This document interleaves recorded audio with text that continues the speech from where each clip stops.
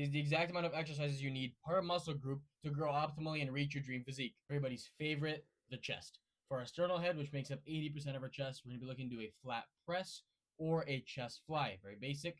And for the clavicular head or the upper pec, we're looking to do an incline press with our elbows tucked, or we're looking for a low to high fly to better bias the upper pec. Let's move on to the back here. 2 or 3 exercises are definitely needed. First, we're going to start with an upper back row, something like a T-bar or a chest supported row for the traps, rhomboids, and rear delts. But if you want, and this is what I would recommend, you should do a Kelso shrug to bias your traps and rhomboids and later supplement a rear delt movement. Next, we move to the lower lat. Here, we're going to require a lat pull down or pull ups, anything in the frontal plane where we're pulling up and down. And then lastly, if you want to bias the upper lat region as well, we're going to look for a sagittal plane pull, so any close grip lat pull down or a close grip row.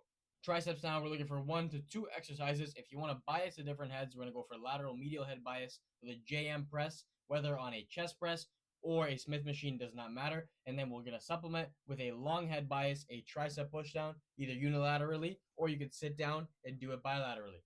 Now onto the biceps, we're going to need 1 to 2 movements again. We're going to look for a basic curl movement, a preacher curl, a recline curl, a dumbbell curl for the bicep. And for the brachialis, we're going to look for a reverse curl, either with an easy bar or you can do it cuffed unilaterally on a cable.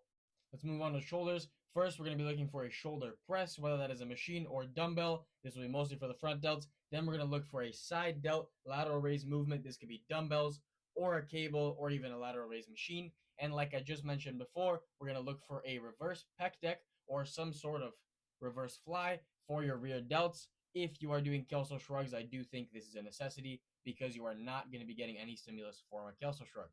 Lastly, for the upper body, if you want to do any forearm work, I would say any wrist curl works, dumbbells, cable curls, whatever it is, anything that is like this. Moving on to lower body, we're going to start with the hamstrings. We're going to be looking for 1 to 2 movements. First of all, the absolute necessity movement is a leg curl. Seated is by far the better situation, but you can do a lying leg curl. There is really not that big of a difference. And then you can also do a hip hinge movement, which I recommend. I recommend an SLDL, or if you'd like to get your glutes more involved, you can do an RDL. Now, everybody's favorite, the quads. I recommend doing 1 to 2 quad movements and especially focusing on your leg extensions. We want to grow our rectus femoris to make our quads look far bigger. The teardrop part of your quad is the biggest part of the quadricep. We need to focus on this. Then I would supplement with a squatting pattern, like a hack squat, barbell squat, no matter what, a sissy squat, whatever it is, but do your leg extension first. It is by far the more important movement to grow our quadricep. Calves are incredibly simple. You're going to be doing any straight leg variation. You can be on a leg press. You can be standing no matter what. Just keep your legs straight and